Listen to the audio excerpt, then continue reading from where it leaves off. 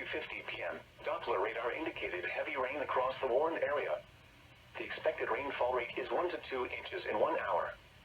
Flash flooding is ongoing or expected to begin shortly. Hazard: flash flooding caused by heavy rain. Source: radar. Impact: flooding of small creeks and streams, urban areas, highways, streets, and underpasses, as well as other drainage and low-lying areas.